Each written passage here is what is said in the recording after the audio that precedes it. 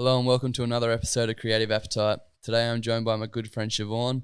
She is the owner and creator of Shot by Shiv, which is a surf lifestyle and content photography brand on the Sunshine Coast. And I have been super excited to get her on after Jess from SJE Jewellery shouted her out. Welcome. Thanks for having me. I'm excited to be here. You're already warmed up, ready to go? I am. We've had a good chat.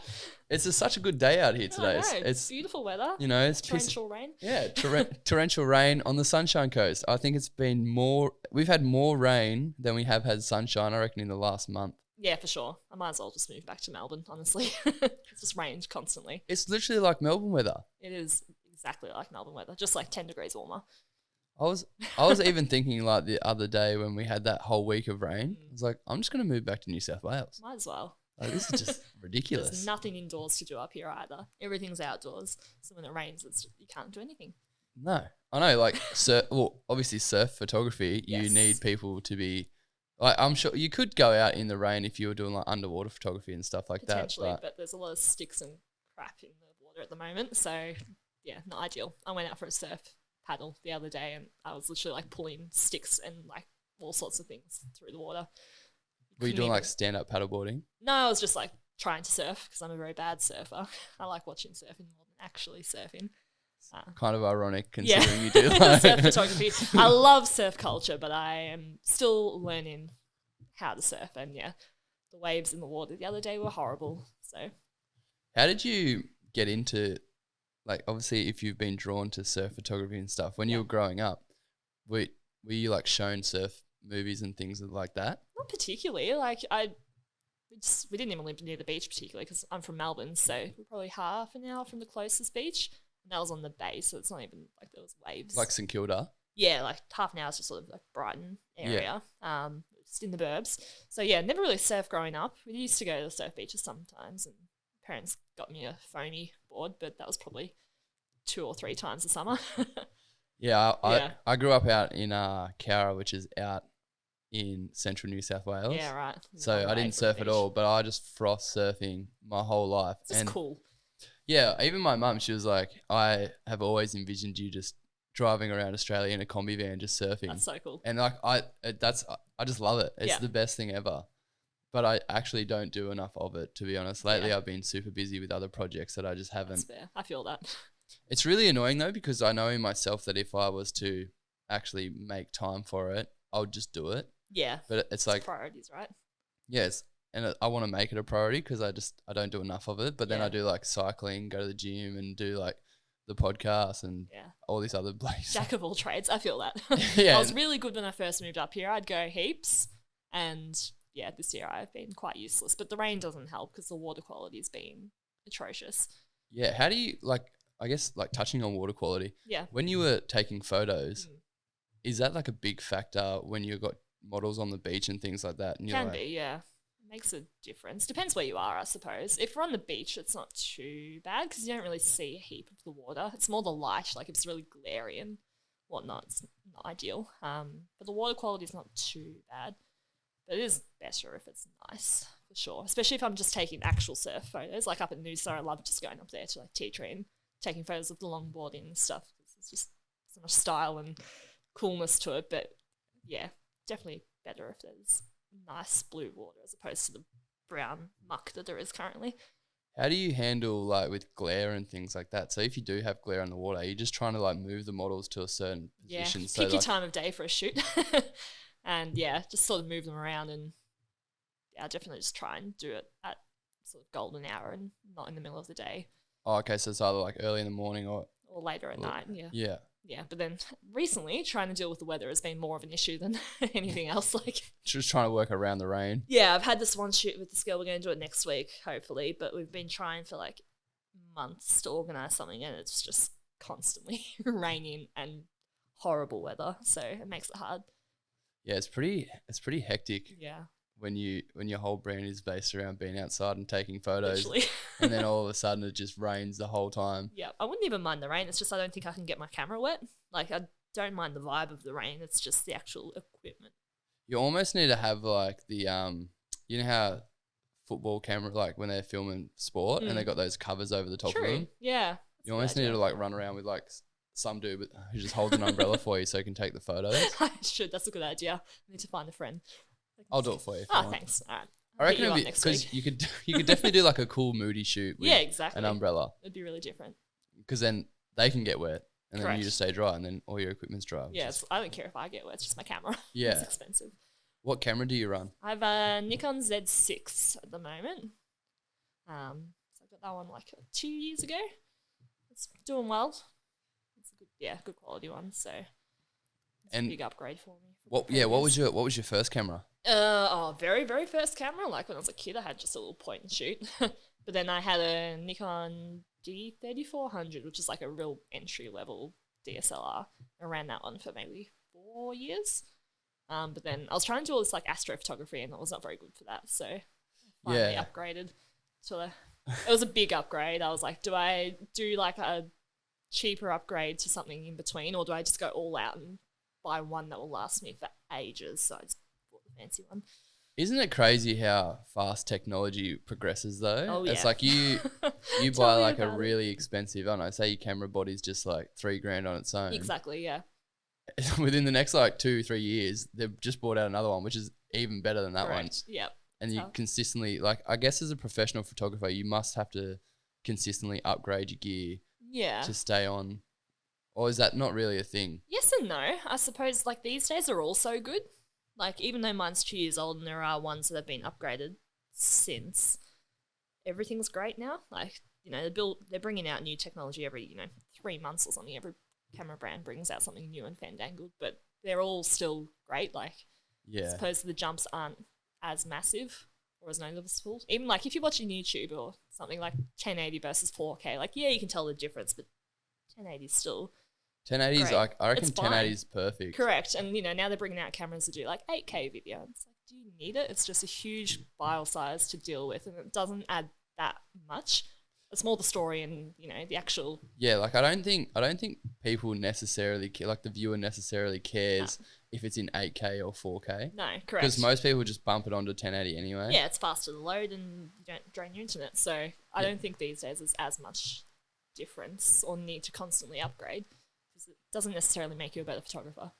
No, well that's the other thing. It's Yeah. like you could be a professional photographer just using a point and shoot camera. Correct, exactly. And some of my favourite photos are like sort of getting into film photography a little bit now, and those are super old and super simple cameras, and just the vibe and the creativity that you can have with them. I kind of prefer it.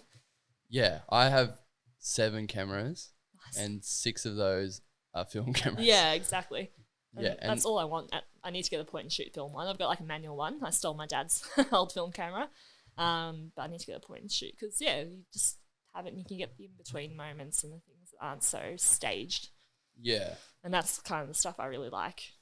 How do you stage your models? Is there like a particular technique and stuff that you use? I'm not great at it. I'm working on it. It's definitely easier when the people I've got have done some modeling before, so they know their angles and what to do. But usually I have like a bit of a mood board with photos that I've seen that I really like the vibe of, and we usually just start from there, and then someone comes up with an idea, and then you just bounce off each other and go from there. So it's usually pretty collaborative and free flowing, especially when I'm doing the beach stuff. If it's more of a brand or a product, usually they'll have an idea as to what they want for their product. So Yeah. it's a lot easier when they've got that direction. But when it's just a creative thing between me and a friend, then we just go with the flow. And Yeah, I have a couple of photography friends, and one of them in particular, Casey, who's an absolute weapon. When you like shoot with her, she's like in full control. So she's like telling you to look. She'll be like, look over here, look at my hand, do this, do that. I need to be better at that stuff. Is that something that you kind of, because like I don't really,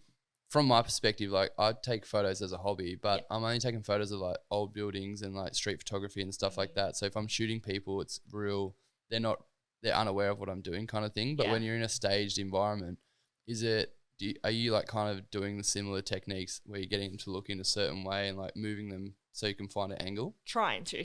That's something I'm definitely working on, and something I didn't really appreciate until I started actually doing the model stuff, because previously I'd been the same, just sort of landscapey and just, people down the beach just stalking them and taking photos of them. So having to be the one in charge is very different and not sort of my personality doesn't go very well with that. So I'm learning and getting better, and I do notice that between each shoot that I do improve with it. But yeah, I think the more direction I can have in planning I do before the shoot makes me a lot more comfortable at the time to be like, all right, I need to get this photo, and then I can direct them. But yeah, working on it. It's hard. It's really hard. Yeah, I guess it is. It's like anything, it takes practice, right? Definitely.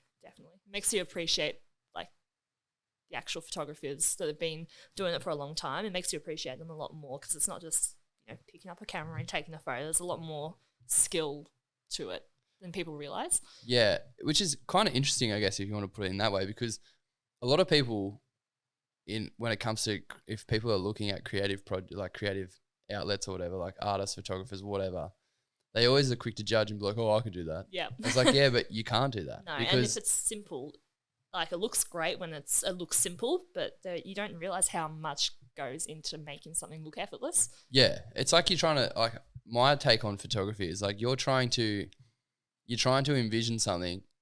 So there's like the space between you and that model, and having them sitting a certain direction and a certain lighting coming in and stuff. Yeah. You need to be able to see that without, like, it's imaginary. Like, it's not, you're not just looking at it going, it's not like taking a photo of a building. You're like, all right, yeah, sweet, I can just stand here.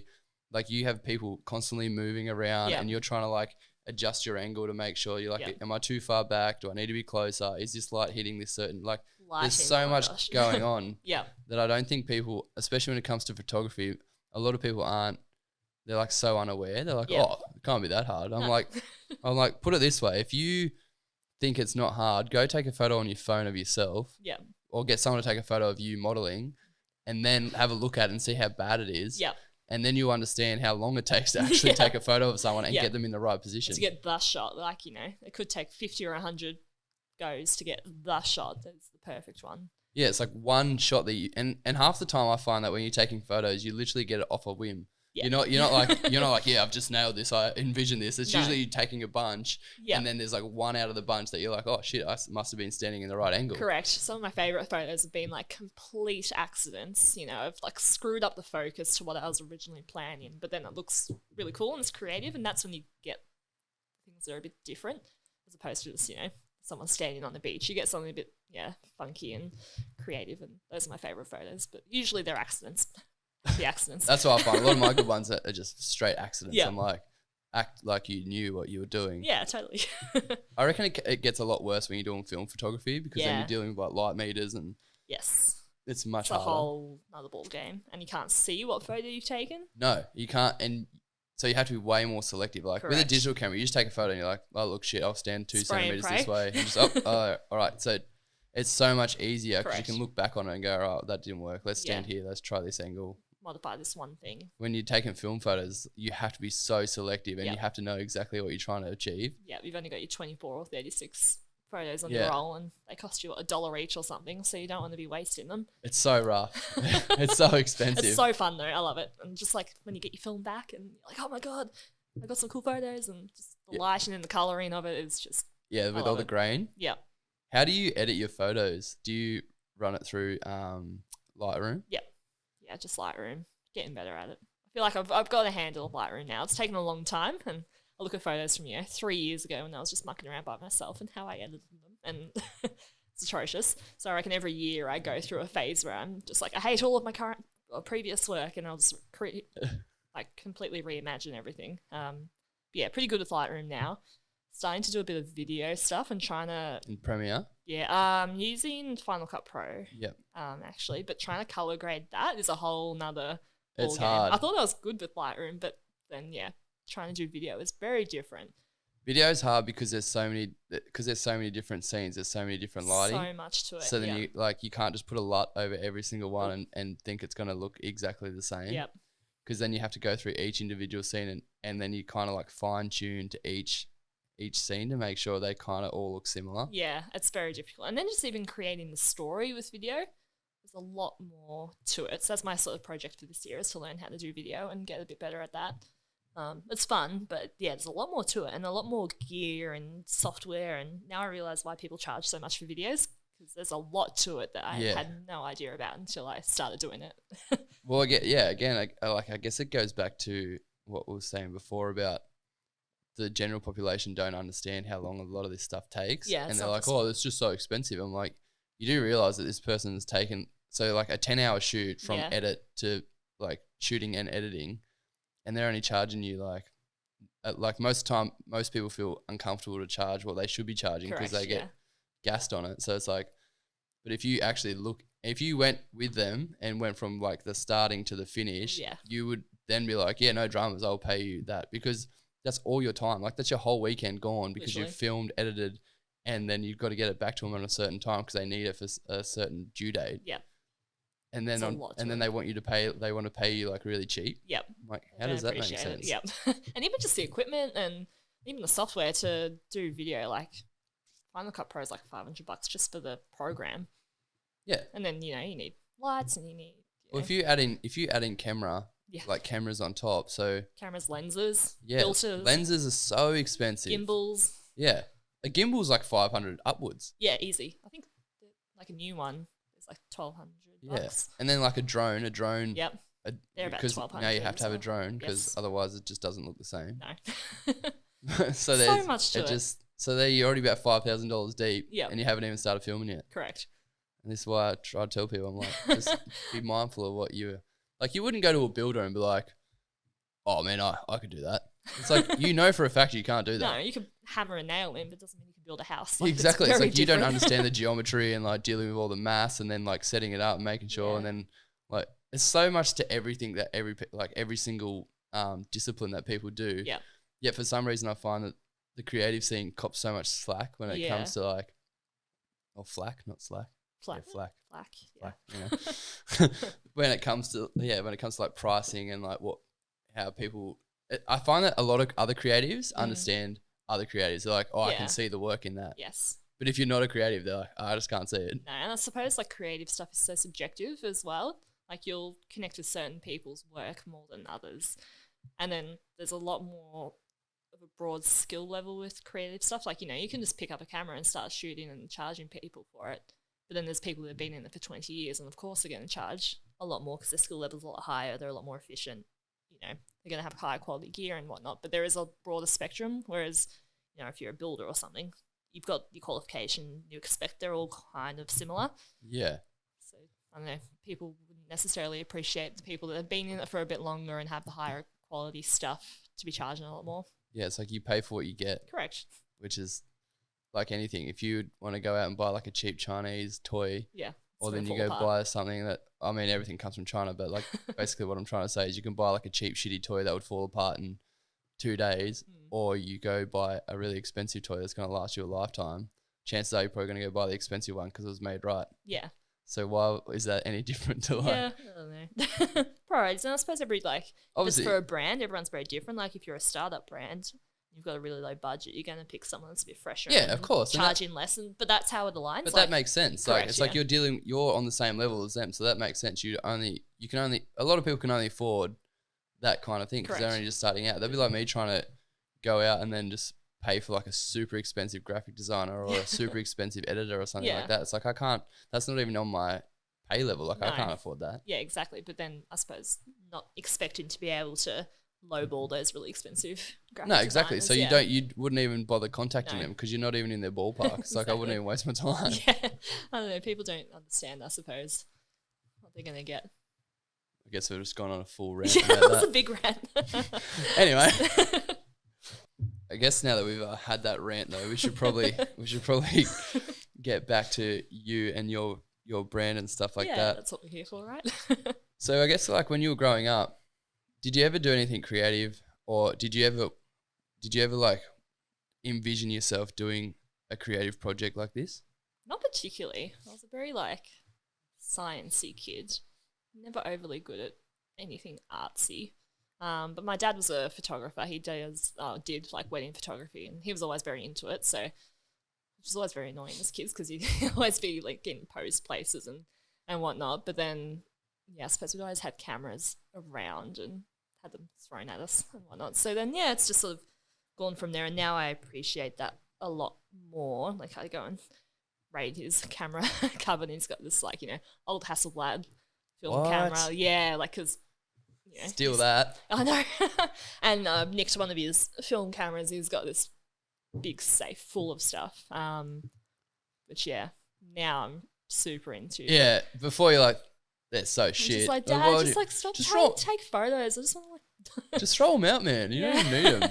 Meanwhile, it's like probably like over $10,000 just sitting in the safe. He's probably got these super expensive like Hasselblads and stuff. Yeah, I know. And so I need to try and use them at some stage. But just the thought now of like, even the thought of shooting a wedding stresses me out on digital. But the fact that he used to do that on film is crazy impressive. Like you wouldn't know if you got the shot. I don't know how people used to do it. Well, when they shoot on film, they got light meters. Yeah. So he would have been running around with a light meter checking the light, and then he would have been taking the shot. But it takes so much more time. Yeah. So you'd be like, all right, stand there, quick check of the light. All right, bang, shoot a photo. That's same one thing. photo. That's just one. Yeah. Where on digital camera, you're just like. Yeah, I've heard people say they take like 7,000 photos for a wedding. Yeah. Trying to edit those. And then they might just use like 300 of them. They probably would. They'd only edit. But I find that this is from like obviously speaking to a lot of photographers. Once you find your color and you find your like your color palette and stuff like that you like to use, they pretty much just slap their LUT over all of them, don't they?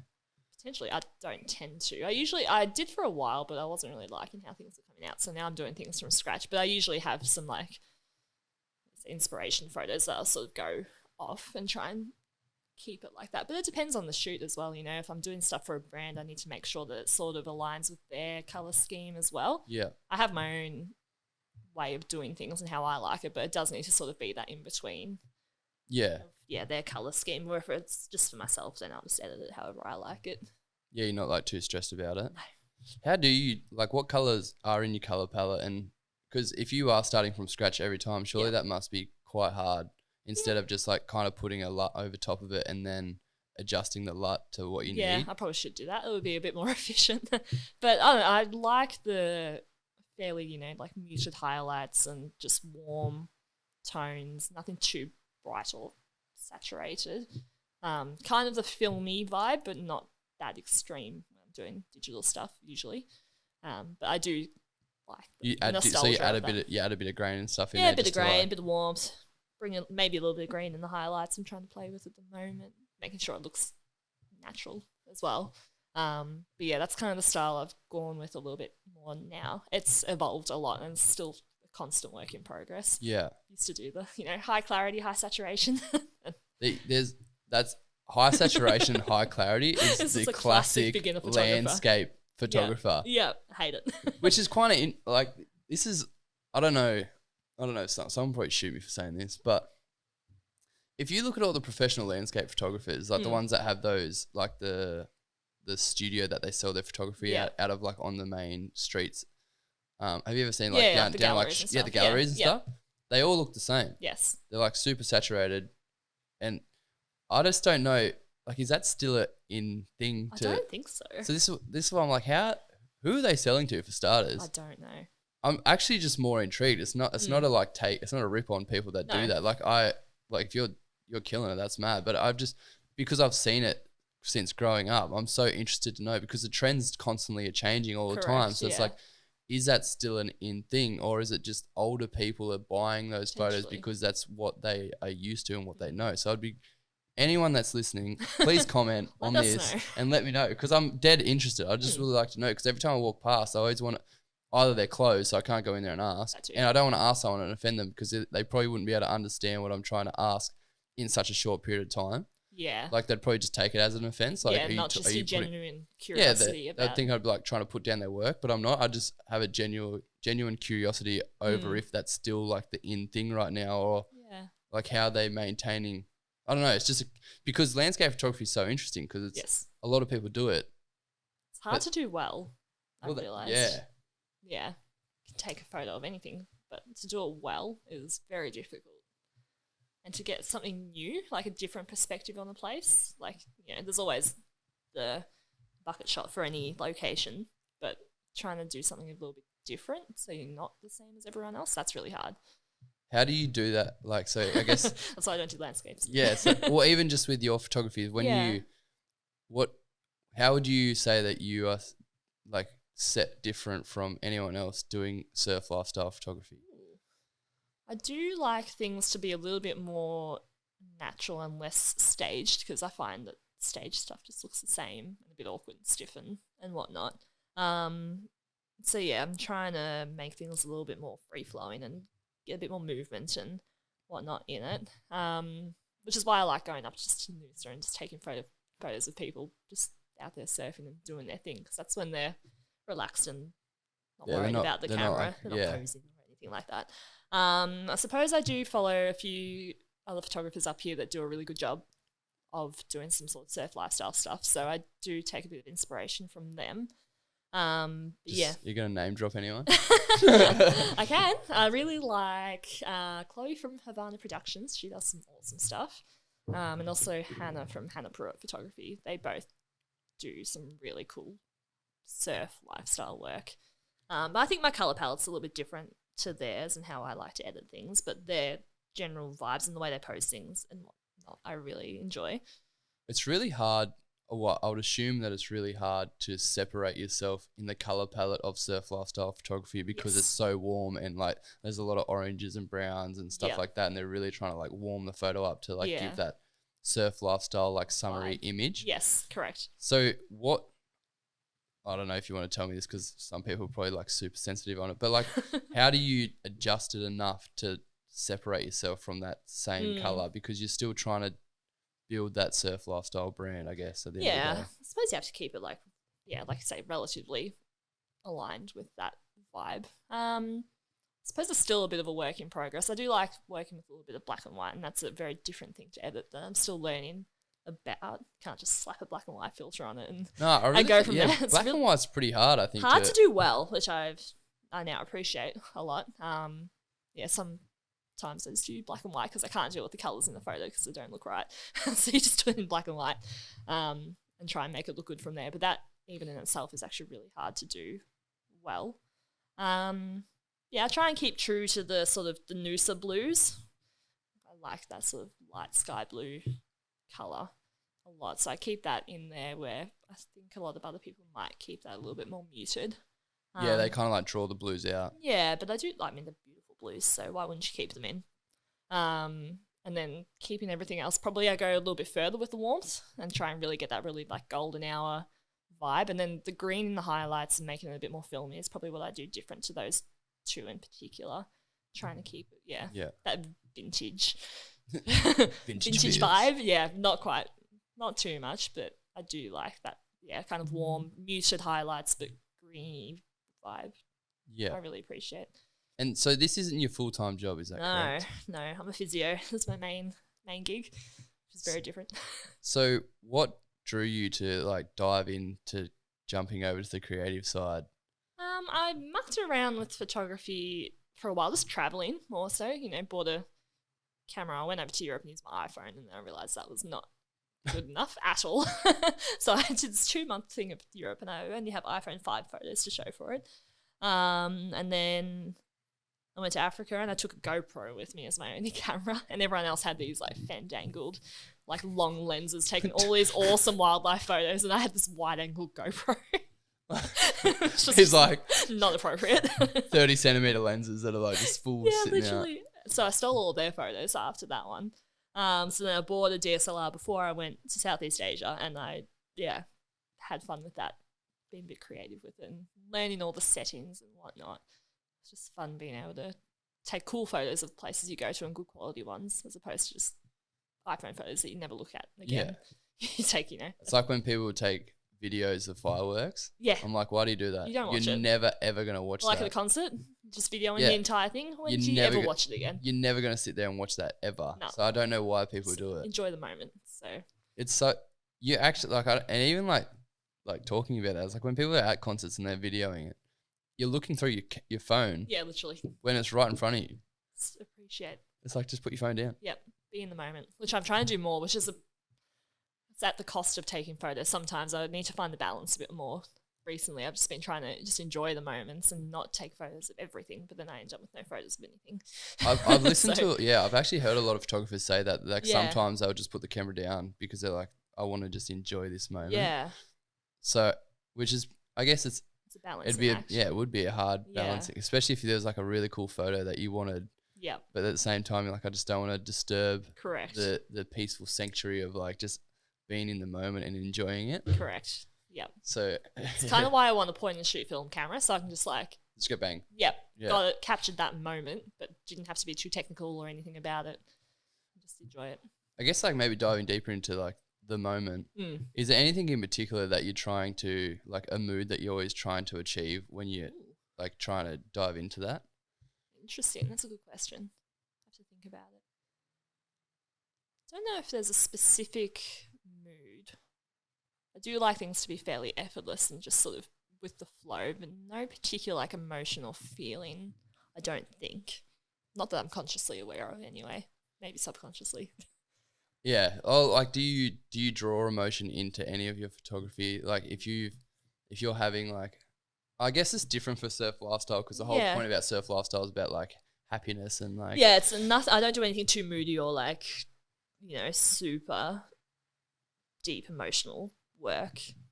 It's fairly light and airy and happy and just cool vibes. Yeah, so like you've never like really put any deeper thought into like maybe what that happy vibes brings to someone who's looking at it.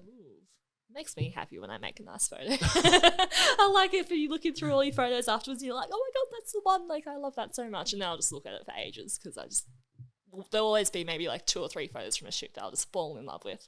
Just something like, usually motion, I think, in photos that I really like connect with. There's usually a bit of motion in them. And yeah, you just capturing the moment. It doesn't look too staged. Yeah, they're like kind of like it's kind of like candid almost. Yeah, and they're just usually moving, and the light's just perfect, and it's just hitting them well, and it's nice. It just works. I don't know. You can tell when it just everything comes together, and it's usually an accident, of course. There is skill to it, I promise. But I am not an amateur. No, I work really hard at this. I've come a long way, definitely. How many hours do you reckon you've put into this project? Oh, good Lord. Too many. Even just building my website would have taken me like, oh God, a long time. A good like 40 or 50 hours, I reckon. Just because I'm a bit of a perfectionist. So I will spend a long time, way more than I'm charging for anything, just to get things right and exactly how I like them. And then I'll do it and I'll come back 2 days later and be like, no, I hate it. And then I'll redo it again. Yeah, I was about to ask, what's your creative workflow like after you get your photos and you're going through and you're editing and things like that? How does it work from like go to woe? Do you obviously upload them, which would be the first thing? Sort them, ditch all the obvious no's, which, people make weird faces and things are blurry and whatnot. So I get rid of all those ones. Then I usually just put a really simple, like fix the colours and the just light. Just like a real basic edit. And then I suppose if I'm doing it for someone, I'll send them those ones and say, pick the ones that you love. And then from there, I'll proper get them back and re-edit them again. Re-edit them properly. Usually leave them for a day or two because when you get in your little editing zone, you can do all these things and you think it looks great and then you come back with fresh eyes a day later and it's very different to what you had in your head at the start. So I think that's important. I've learned that one. You'll post something that you love straight away and then you come back and you're like, that doesn't match anything that I've ever done ever. Why did I do that? So I think fresh eyes is important. And then, send them back and go from there. Yeah, I'm trying to think of there's this technique in editing in photos and I can't think of, I'm going to butcher this because I'll get the terminology wrong. But essentially what you're doing when you're editing the photo, there's like this setting you can go where you go to like the back end of the photo, so to speak. And you show the raw one?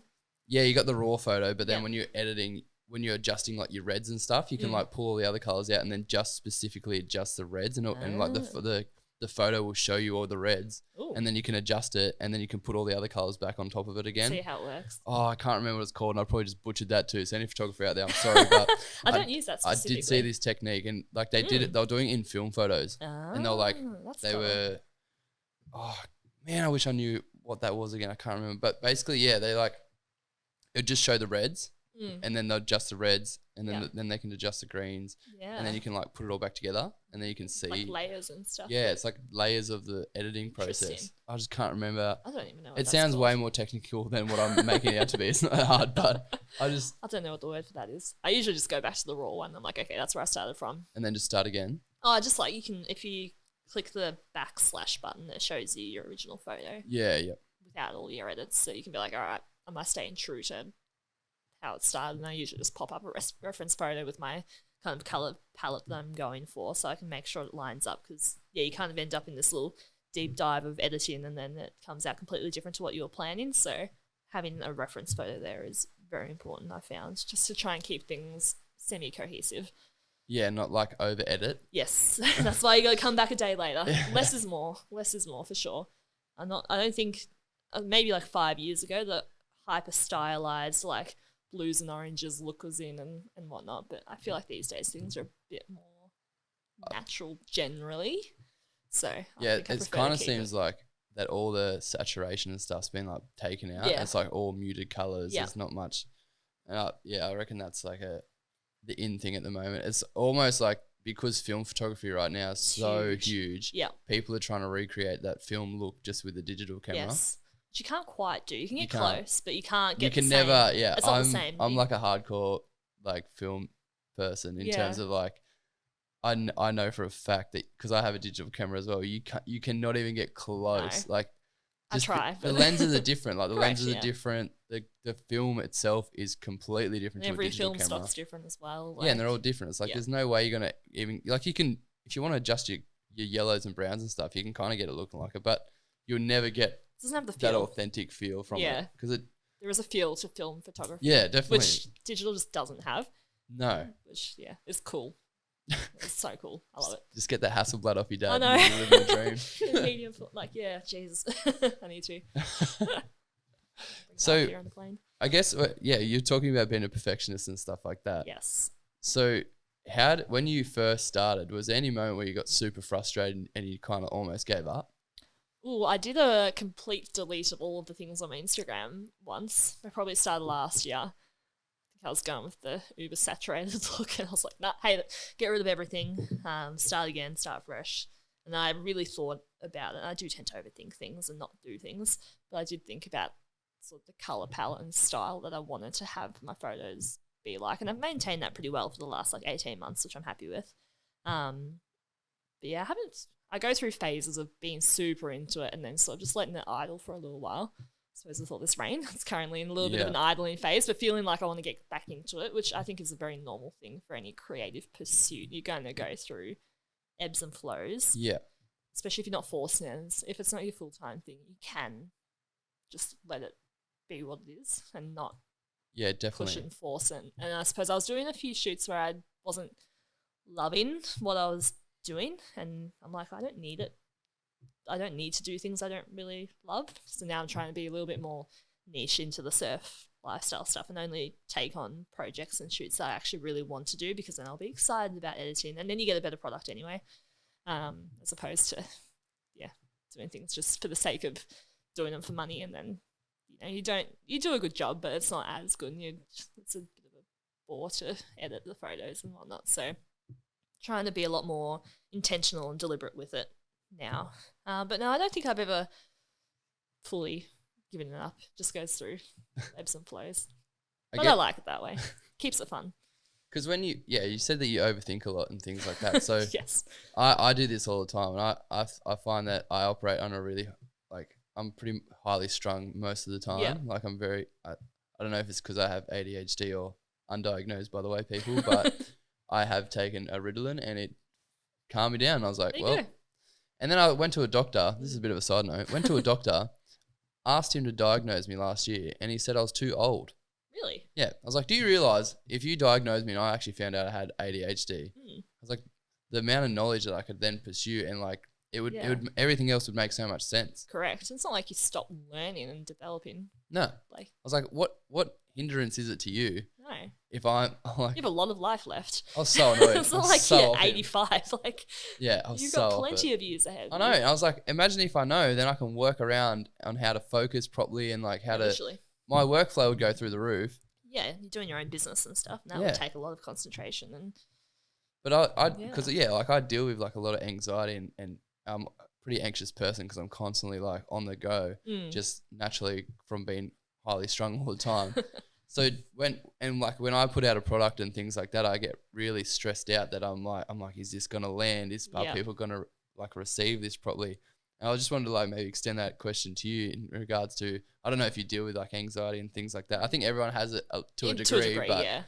I guess because you said you're a bit of a perfectionist, do you find that when you're putting out content or like sending it back to the customer that you kind of sometimes when you send it, you're like, oh, I don't know if they're gonna like this? Not too bad. I don't think I'm too much of an anxious person anymore, which is good. Just a hyperactive person, so I feel the highly strung thing, just running around like a chicken with my head chopped off most of the time.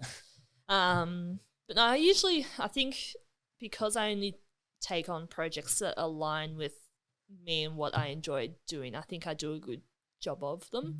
Yeah. And I don't have too much stress when I send them back. And thankfully, so far, I haven't gotten any bad reviews of anything I've done. But I think I put a lot of time and effort and energy into it when I do. So, whatever I charge for something, the hourly rate would be hopeless when you actually can take into consideration how much time I end up putting into things, because I'll go over it multiple times and just tweak little things and make sure it's right, whereas sometimes I need to just do things and get them 99% great. They don't have to, not everything has to be perfect. Yeah. But yeah, so far I'm pretty happy with everything I've done, which is good. Like when you were growing up, you mentioned that you were like you used to be like an anxious person. Was that just because was that through like school or anything? A little bit. I had some like separation anxiety when I was younger, like primary school age. That's probably the main thing. Is that from like your parents or something? Yeah. It was a good time. Grade 5 and whatnot. Yeah, used to like hate going to school. The thought of like my mum would work like afternoon shifts, so we'd had a babysitter. So then the thought of like her not being there for the whole day and not seeing her till the next morning for some reason just like set me off for like probably a year, which was not overly fun because at that age you're a little bit too old. Not too old, but I suppose everyone else is fine. They don't care about seeing their parents and whatnot. So I was a little bit older than people would, like your peers would expect. Yeah. You to be getting a bit anxious and stuff about it. So that was fun. But I got over it. So I couldn't even do sleepovers and stuff for a while there. Yeah. I had the same problem attached. when I was growing. Like my parents split up when I was 7. Yeah, that would have like. And I didn't really understand the effects of it until like now when I'm a bit more emotionally mature and understand what's going on. Yeah. But I remember I used to go to I had to go to like a marriage counselor as a kid. Like me and my brother and sister. Yeah. Which is super, super weird when you're young and you're only like I was 7 and you're going to see a marriage counselor like for kids obviously. Yeah. And they're like trying to talk to you and like I've never felt comfortable opening up to someone that I don't know. Yeah. Like some random person's like asking you all this stuff and you're a young child and you're super unaware of what's going on. Yeah. You're like, why are you talking to me like this? Like what's going on? Yeah. That'd be, I suppose at 7 you're a little bit, you understand it, but you wouldn't get the big picture. No, you don't exactly. You don't understand what love is. You don't understand why people don't want to stay together and things like that. Relationships work. And I think that's definitely been, it's probably been like one of the main driving factors as to why I am probably highly strung all the time. I'm like I get anxious about. That could just be the ADHD too. I'm not saying this. Who knows? But digging through past traumas right now. Now we're getting really deep. But it has everything has had influence on my life, and in both ways, it had influence on my creativity as well as the negative side of it as well. But I guess, do you think that it's had a positive effect on your creativity moving forward, like as we were touching on before, when you're like setting a mood or things like that? I think I'm in the opposite of socially anxious now. I it moves, 2,000 kilometers away from the rest of my family, so it's the exact opposite. See ya. Although I do miss them a lot, actually. But yeah, I suppose I've probably taken the opposite approach, and I tend to be quite independent now, and maybe I have that sort of exterior of tough, independent woman. So, well, I guess you could probably drive that down. Not to cut you off, sorry, but that's right. Do you think that that's come down to, I guess, now that you are independent and you do have your own, like you're real forward thinking, do you think that has obviously benefited you when you said that you were like when you're like kind of a perfectionist and you really Yeah. put in the over hours? Do you think that's stemmed from that? Potentially, I think the photography and stuff. I wasn't really overly creative when I was growing up. I was more, into science and sport, and we had a farm, so I was just out mucking around and Shooting pigs. No. Yeah, not quite, not Joke. quite. just tin cans. But I was very much a tomboy, so I think the photography and the creative stuff is a fairly new thing for me. It's a nice way to sort of express my more like feminine side, which I tend to struggle with a little bit. So it's actually a nice outlet for me, which I'm like, it's a newish thing to explore. So it's probably the opposite of my like normal self being quite, I guess being I was about to say psychologist. physio. Oh yes, Definitely this is not why we're going so deep in the podcast. I'm a No. psychologist, no.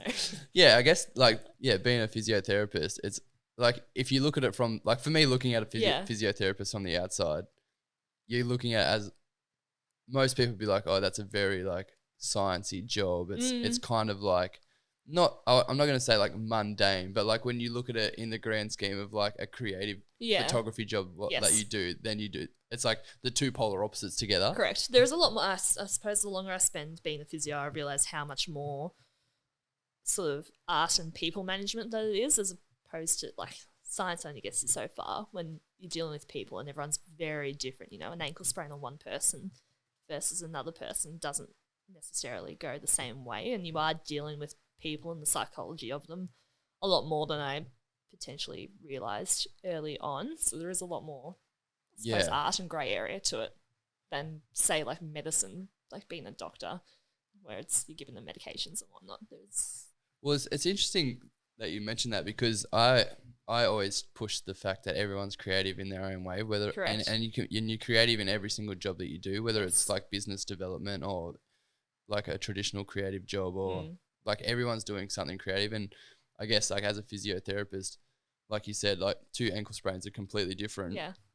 And then you have to use your creative mind to think about, you're like, oh, okay, well, this isn't the standard textbook sprain. So now I need to understand it, break it down, and then come up with a creative solution as to how I'm going to move forward. It depends what the patient's goals are. Like if they want to get back to playing darts versus if they want to be a high-level dancer. Like they're two very different things. So you're going to have to tailor your rehab towards that. And especially when you're getting a bit more higher level, you got to get quite creative with things because life isn't straightforward, and you don't just do very simple movements in life. You need to be able to be dynamic and prepare people for that. So you have to get creative with that kind of thing.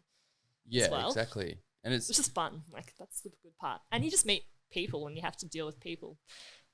Yeah, well, I was gonna touch on, because we did speak just off camera a little earlier about how you were saying that you find that you have to, because dealing with a lot of different personalities and different clients and things like that, that you have to learn how to like get them talking. And yes. So do you think that that's helped you when you are now moving into like directing models around and like dealing with consistent like new personalities all the time with obviously new work that you get? Yeah, I mean, it's a skill like anything, right? And dealing with people definitely doesn't come naturally to me, but I'm way better at it now than I ever was during school. Like during school, I was very quiet and wouldn't talk to anyone. So the fact that I deal with people on a daily basis is quite astounding. But you learn it and you kind of have your little persona as well. Which it does help when you have the confidence to chat to your models and even just clients and stuff, and approaching people and seeing if they need work, and being professional as well makes a big difference. I suppose I feel like most creatives are good in that way, but some people might be a bit less professional than they could be. Try and be quite professional. I guess there's a balance, I suppose. Yeah. Showing your personality, but also maintaining. Yeah. Professionalism.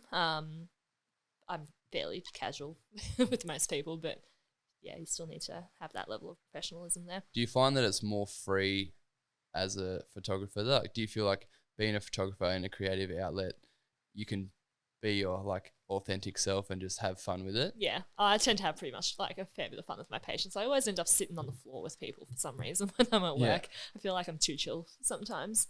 I'll always have a laugh and crack jokes with people, and I think generally people will get along with me quite well. So, and I think as a photographer especially, you need to be able to put your model or subject at ease, because if they're nervous, especially if it's something that they don't normally do, you need to be able to make it fun and enjoyable for them, so that they relax and you get the good photo. If you're awkward and stiff, then it comes across in the photos. What are do you have any like steps you take to get your models to relax and just embrace the moment? Make jokes, play some music, get the vibes up is a good one, just because everyone, you put some good tunes on, everyone's dancing and grooving, and you just loosen up a bit, right? Usually the first maybe like 10, 15 minutes, everyone's a bit like, oh, where do we start? And everyone's a bit awkward. But then you get into the flow and you muck around. And it's handy when there's more people there as well. Like the shoot I did with Jess for SJE Jewelry was awesome, because we had the 3 girls there. So they were all bouncing off each other and we were all just having a great time. And you can see how much fun it was in the photos and video that we created. Yeah, you could tell. That's what I was. It was so fun. I loved it. But yeah, you can always tell in the photos how much fun or not fun you had in the shoot. It makes a huge difference. Do you think there was like a turning point when you were growing up from being shy to then opening up and being more like comfortable in your own skin? Yeah, going to uni was a big thing, because during school I was super quiet. I also did karate when I was growing up, or when I was in year 11 I started, and my sensei James, he was great. He just wouldn't take a bar of me being quiet. He was like, nah, you're going to come and teach the little kids classes, and you're going to look people in the eye, and force me to do it. And I went to uni and I was decided, I'm going to make some cool friends, and I suppose it started as a bit of a character, because that's your way of protecting yourself a little bit when you're shy. But then now it's just how I am. Yeah, I was going to say, how, like, because you were shy, obviously you would have struggled to like open up, and because some people like me, I'm like super out there, so like I've just always been like this. I've never, and where I've always found it interesting, like people like yourself that were a bit shy before, and then they evolve into these like beautiful humans, and they actually like allow themselves to become like who they're obviously meant to be. Yeah, I had to force myself for a while, like it was an effort, but it was a conscious effort. I was like, no, I have some great friends from high school, but I didn't necessarily maintain any great friendships from primary school or early high school. So I went to uni. I was like, okay, these are going to be my people, because we're all doing physio and we all like it. So I'm going to force myself to put myself out there and make friends, and not just be that quiet person that's sitting in the corner. And now, some of my best friends are from uni, and we have a great group. So it paid off. And now, I make friends super easy. I moved up here by myself like 18 months ago, and no struggles making friends. Yeah, everyone seems to be pretty friendly up on the coast, which is great. Which is really good. But it was definitely a conscious decision that I needed to put myself out there. And after a while, if you practice it for long enough, it just becomes natural. Yeah, I was going to say, do you ever recall a moment where you were invited out to a party or something like that, and you knew that like you were nervous to go there? So did you ever have to like kind of pep talk yourself into constantly. Like going Even out? now. Like I'm an extroverted introvert, I would say now. So social things are still exhausting. But no, I'm a lot better now. Usually it's like, okay, you can do it. Go talk to people for a while and you bargain with yourself. Like just go for a few hours and you can come home before whatever time, and then you end up having a great time. But I think it's such a important thing to talk about, especially being on a podcast and having someone like yourself on who has been like that. Because I have had a few like people like you that have been like that, and they do really struggle. But I'd say you'd be the first person that's actually openly talked about it. And it's something that I want to push for, like maybe someone who is listening that is maybe like yourself. And like, was there, I guess, do you think that's like the standard thing of people like pep talking themselves up to like go out to these big events and like? Yeah. It's a lot of self-reflection, I suppose, that made me realise like why I'm certain ways, and that's constantly evolving as well. And now I'm comfortable enough to talk about it, whereas previously I probably wouldn't have. I think at the same time, I'm not a huge like partier or go out or it, because I just don't enjoy it necessarily, which is fine as well. I don't think there's any reason why you have to go like there's no, you don't have to follow the social norm and of stuff. like I'd rather just sit at home, and I usually do. But I love hanging out with my friends and seeing them, just not in the doof music and drinks. But that's the thing. There's no reason why it's either of those is good or bad. It's just everyone's very different. Well, that's exactly right, and I think that's something that needs to be said, and that's super important because at the moment, or just not at the moment, but like just in life in general, a lot of people follow the trends, and then if they feel like they're not going out partying and doing all this stuff, that they're not normal. No, yeah. But the reality of it is, these days, everything's all accessible on social media, so every single individual thing that people like to do is accessible. Yes. If you want to sit at home and read books till the bloody cows come home, you should just 100% stay at home and read books. If you don't like going out, don't go out. Don't feel necessary.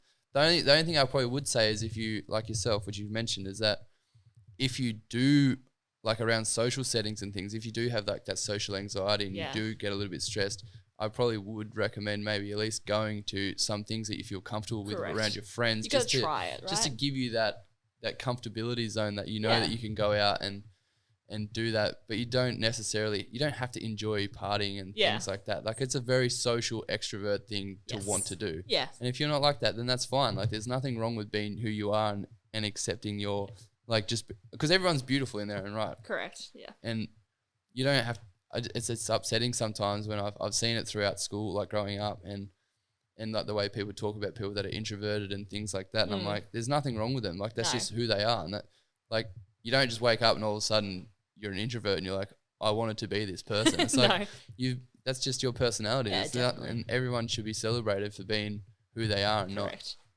Yeah. So it's nice to like talk about it, and because I'm sure there's probably introverts listening to this right now.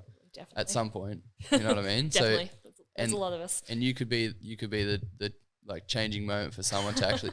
I know you laugh, but it's true. Cool. Like if someone's listening right now, and like you literally openly spoken about being a bit of an introvert, but then you put in the effort and time just to get to yourself to a base level where you feel comfortable. Yeah, definitely. Like if I'm mentally prepared for it, I love going out, but it's not usually something I will do on the spur of a moment. Although I can do anything now. It's not like that crippling anxiety, which I never massively had with it. I know some people really do with social events. I just didn't really like it.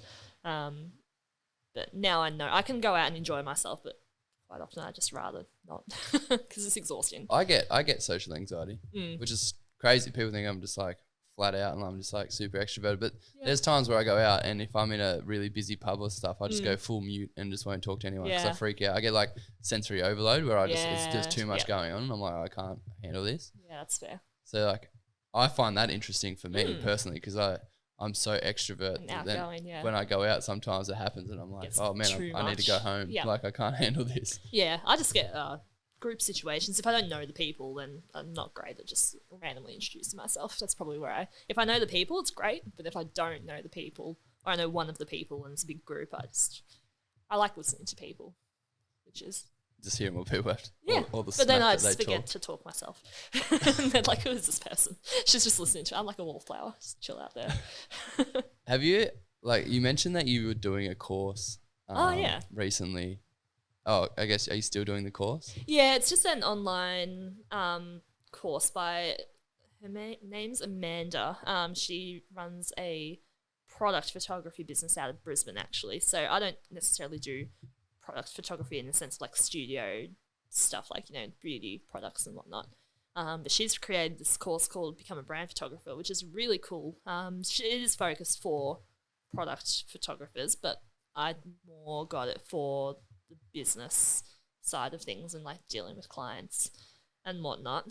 So I'm currently working my way through that, and it's been very interesting to say the least. Some really good things I've picked up from it. What would be the best thing that you've learned so far since doing that? I think making yourself the brand. Like, you need to put yourself out there and make yourself visible to people so that they know who they're dealing with and that they can trust you. Like, no one's going to hire you if you're just hiding behind your photos on, say, Instagram. You need to put your face on there, which I struggle with, being a bit introverted. I'd prefer just to be behind the camera. So I'm working on that now.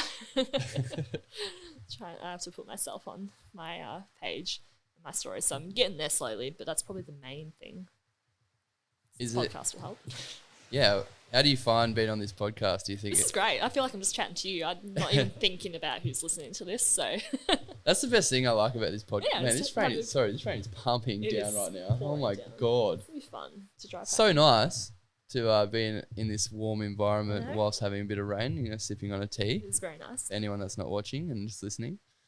But yeah, I guess what drove you to like move into that course? Like when you obviously you've been doing this for a little while. Yeah. So do you reckon there was ever a moment where you were like you kind of knew that you wanted to take it to the next level?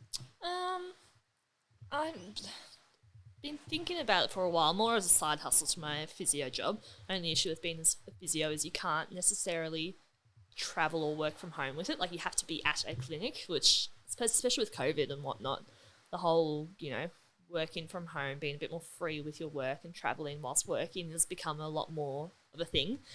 I was like, oh, I can't do that with being a physio. So I kind of started it as a way of maybe transitioning to that. I don't know if I will. Just having fun with it. And it's cool creating a business and learning all the bits and pieces that come with it and building websites and just learning marketing and everything, which is never anything I'd been interested in, but now I'm learning about it. It's really cool. Yeah, it's interesting. I guess, do you think it's more of like a safety net of having your physio job and then because you get the enjoy, like because it is kind of like a hobby, you can like build a business in a fun environment rather than like being stressed out of going full noise and then going, oh shit, now I really need to get like these like books, like have all these things booked in and make sure I'm getting work. Yeah, it is. I've gone through phases of trying to push it and not push it, and I think I enjoy it more when I just let it do what it does organically. Like I can only take on things that I actually really enjoy doing and that align with, you know, my values and what type of work I want to be doing, as opposed to just taking it on for the sake of work, because I don't have to, which is nice. And you know, if it grows to something more that I need to cut down the physio work, that would be awesome. But I don't know whether I like enjoying it. I don't know whether I want it to become work. I feel like there's a point with every pursuit, whether it's creative or not, where it becomes, you know, it is a job and work, and you might lose some of the enjoyment from it potentially if you're doing it all of the time, which I wouldn't want to happen because I love it. So yeah, I think keeping it as a bit of a smaller side hustle maintains the fun aspect to it, which is, it's more important for me for it to be fun and do things that I enjoy and am proud of than to make money out of it. Yeah. Do you think this is like more of a deeper question?